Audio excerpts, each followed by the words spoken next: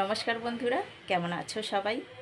এখন বাজে বেলা 11:30। আমার সকালবেলার মোটামুটি সব কাজ হয়ে গেছে, রান্না হয়নি এখনও।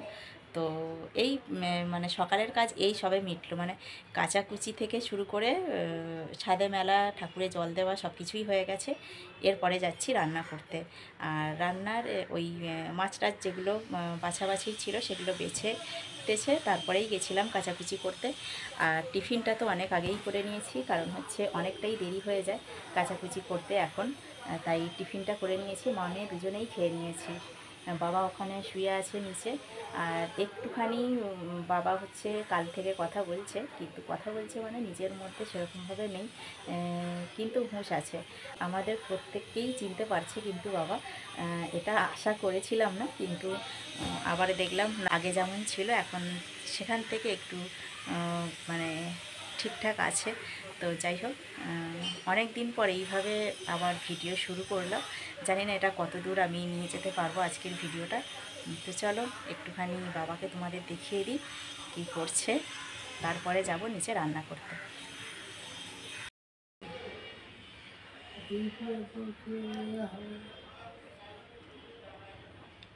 কি হবে?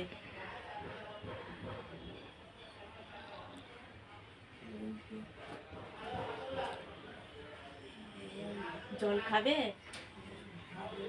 তাহলে?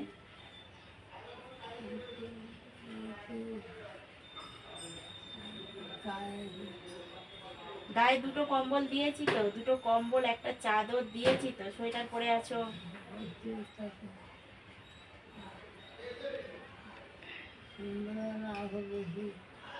সন্ধ্যেবেলা ঠান্ডা লাগে তো, জানি তো।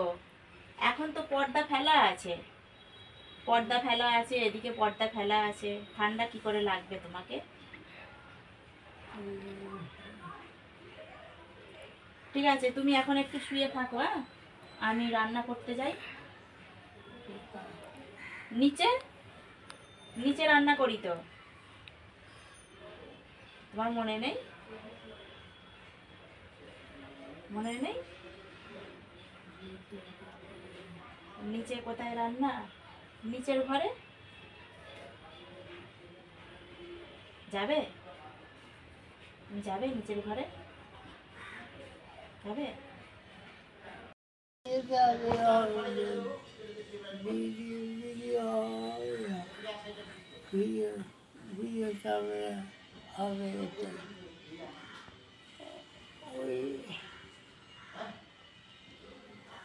কি সব বলছো আমি নয় বুঝতে পারছি না। ভিডিও ক্যামেরা হচ্ছে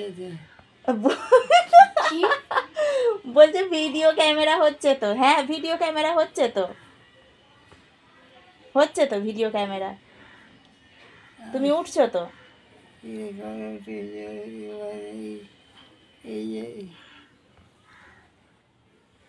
ভিডিও যে হবে, হ্যাঁ, ওর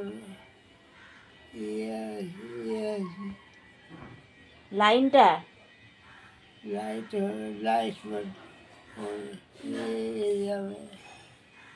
ঠিক আছে, তুমি এখন একটু শোও, আমি যাই নিচে রান্না করতে, অনেক বেজে গেছে, বুঝলে? তুমি এখন একটু শোও। এটা পাউডার দিয়েছিলাম। তুমি এখন একটু শুয়ে থাকো, আমি আসি, বুঝলে? আমি আসি। কুলেখাড়া সেদ্ধ করেছিলাম, সিদ্ধ করা জলটা নেব। অনেকটাই আজকে জল হয়ে গেছে দেখছি।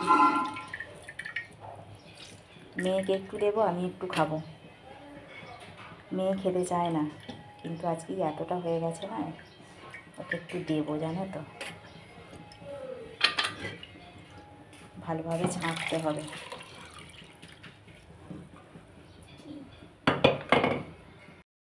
এনা ধর, জলের মতো খেয়ে নে।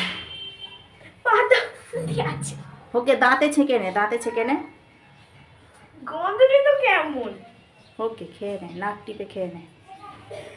আর এর অবস্থা দেখো, গরমকালে প্লাজো পরবে, কি অবস্থা দেখো। আর শীতকালে দেখো জলে বসেছিল, প্যানটা ভিজেছে। আর প্যান নেই বোধহয় তোর? না, এটা তো রোদ্রে শুকনো করতে দিয়ে এসেছি।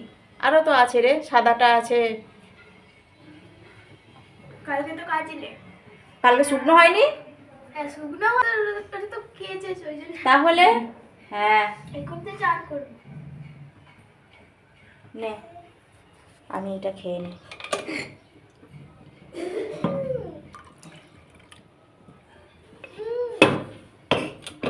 দাঁতে করে ছেঁকে নে। এদিকে রান্না বসিয়ে দিয়েছি, শাকটা সিদ্ধ হচ্ছে, কলমি শাক। এদিকে লাউ ঝোল হবে, আনাজটা ভাজা হচ্ছে, লাউ ঝোলের আনাজ কাটা আছে। এখানে মাছ বেছে নুন হলুদ মাখানো আছে। আর এখানে এই যে যা খুলতে পারছে না রে, হয়নি। ও এদিকে আদা রসুনটা বেটে দিচ্ছে।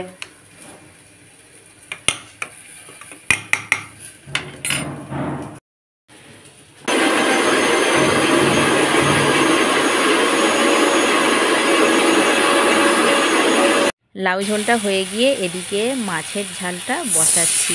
মশলাটা কষানো হয়ে গেছে, মাছটা তো আগেই ভেজে নিয়েছি।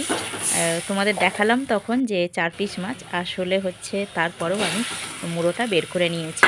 কিছুটা মাছ রাখা আছে ফ্রিজে, একদিনে এতটা করছি না, আমাদের এরকমই হয়, অল্প অল্পই রান্না হয়।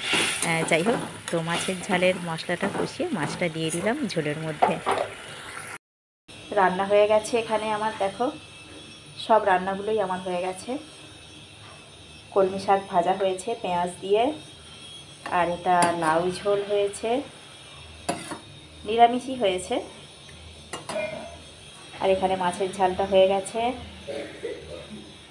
লেবু কেটেছি, জল দেওয়া হয়নি।